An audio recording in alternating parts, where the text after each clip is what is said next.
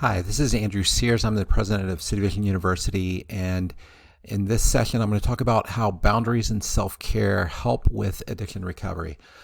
So again, our holistic model for addiction recovery is you kind of have all these different components in addiction recovery. And what I want to do is relate boundaries and self-care to a lot of these other components.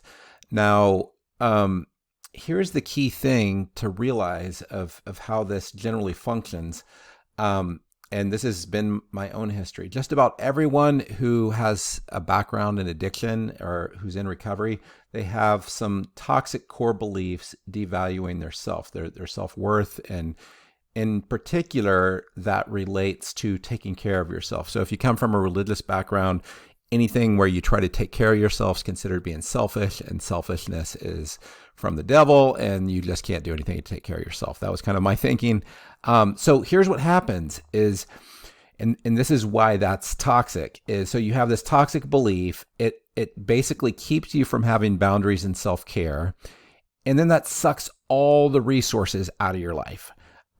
So you don't have emotional resources, you don't have physical resources, you don't have financial resources, and your thinking and all your energy is going towards caring for others. So all these other things, trying to improve your income and to save money is gone. Being able to process your past issues, being able to manage your emotions, you're just not able to do that because you're sucked dry. And then, being able to have your cup full so you can invest in relationships and being able to invest in your physical health, all those things, it's sabotaging all your effort. So the biggest area of sabotage I see for people in recovery is this area of resource drain. So, trying to work through that toxic core belief. And it's not just something that you do cognitively and you say, I need to value myself. It's things you have to do it through behavior. There's the phrase, fake it till you make it. So sometimes you work yourself into the right emotions by acting that way. And this can be one of those things. So even if you don't feel it, do it. Right. So, okay. So if that's the negative, okay, what's the positive? So how do you get to this upward spiral of, increasing growth? Here, and I already talked about how a lot of these things are connected.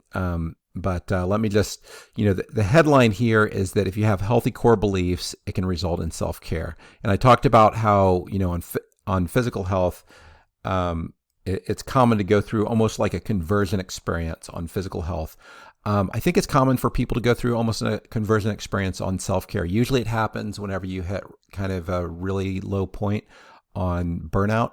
And for me, that's what happened. And so, what you do is you got to stop trying to rescue others. You limit stress from work and other commitments. You resist these toxic beliefs that limit self-care. You end friendships with toxic or high-risk people.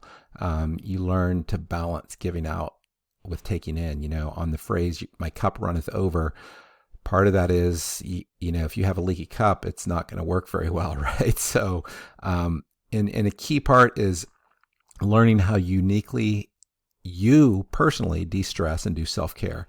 And you establish these firm routines that keep your cup full. So as I mentioned, for me, absolutely critical. I do probably 98% of the days.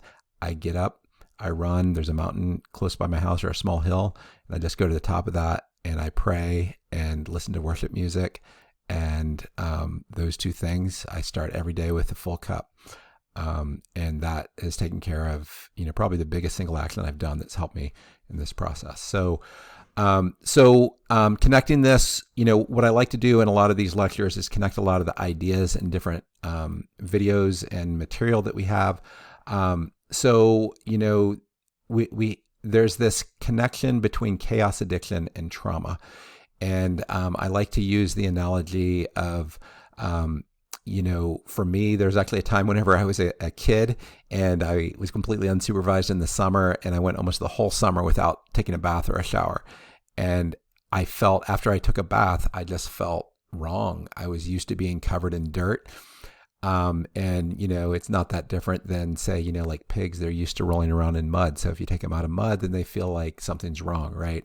But we're not pigs. And as a child, I probably should have been bathed more than once every 3 months. But it's kind of like that relationally and with these toxic influences. We're just used to feeling bad. So the average person would be like, you know what? I'm not going to roll around in mud. But for us, mud feels like home. If you're like me. So this kind of addiction to chaos. And, often that comes from trauma. It can come from abuse. So part of it is as you deal with these other things, then you can kind of move out of that chaos addiction. And often that's the biggest root addiction for people. One of my favorite movie scenes is where he talks about, the thing you're really addicted to is chaos. It's not the alcoholism, it's chaos. And that was so powerful. I was like, whoa, that is very true. and for me, honestly, that's probably been the last addiction to get free of. And so there's these other things called addiction transfer or cross addiction. Often what happens with people is they trade their chemical addictions for behavioral addiction. So, you'll go and move from being addicted to opioids or meth, and you'll, trade that into being addicted to gaming or pornography or, a relationship. And, the problem with that is that's going to increase your chance of relapse. Now, there are the such thing as kind of trading up.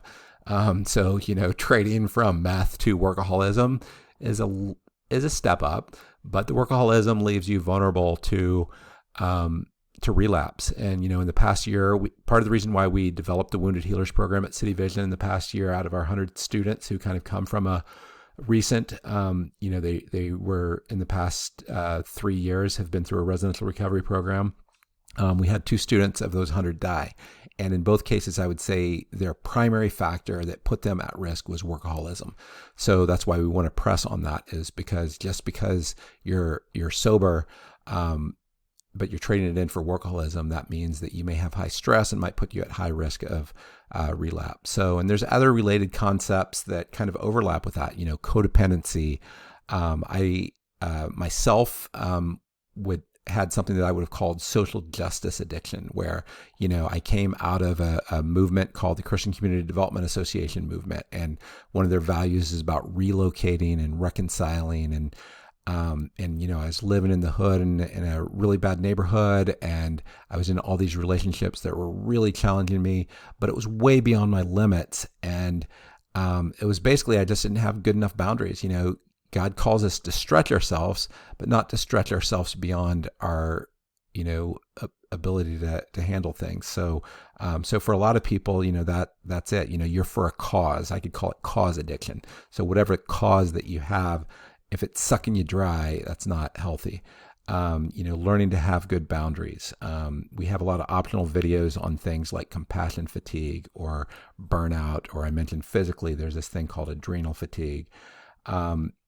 And another concept that's really important and maybe the most helpful in this, and every person has their own way of doing self-care. Just like there's certain work that's going to bring you alive, there's going to be certain things that you use to restore yourself. So for me, going out in nature, praying, listening to worship music, man, that's golden.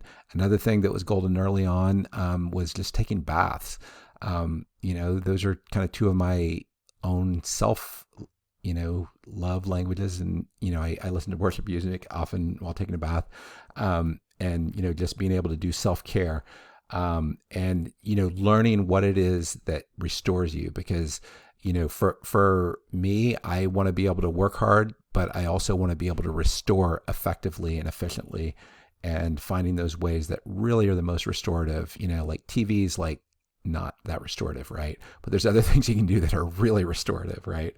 And then you establish those routines and habits for self-care, and that's essential.